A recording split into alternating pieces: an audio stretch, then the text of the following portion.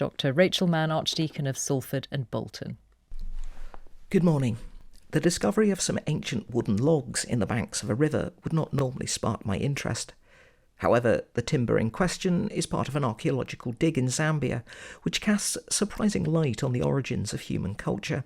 Indeed, the lead researcher of the Deep Roots of Humanity project, Larry Barham, says, "This find has changed how I think about our early ancestors." Why? Because the wooden logs, lying across each other at right angles and notched in such a way as to form a structure, indicate that our ancestors created buildings nearly 500,000 years ago. This discovery questions popular ideas about our distant forebears as simple hunter-gatherers.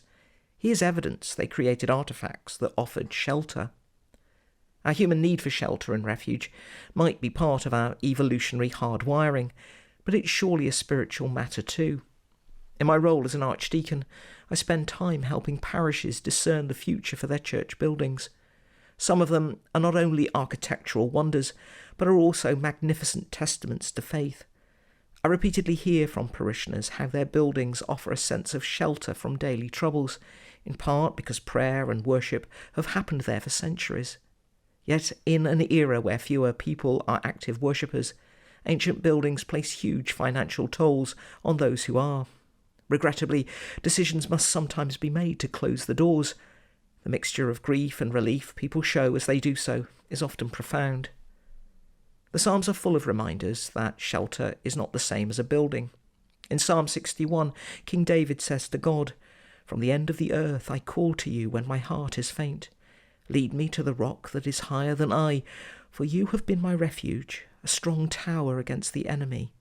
Let me take refuge under the shelter of your wings." For David, a man who knew what it was to be hunted by his enemies in the wilderness, refuge is ultimately to be found not in buildings, but in the divine.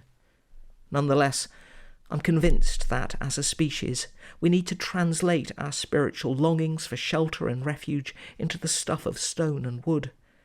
I suspect our ancient ancestors knew better than us that all the things that we create are temporary. But if our places of worship are transient, surely longing for safety and refuge, for meaning and awe is permanent. And even some ancient logs in a riverbank can point us towards what it means to be more fully human. And that was Thought for the Day with Dr. Rachel Mann.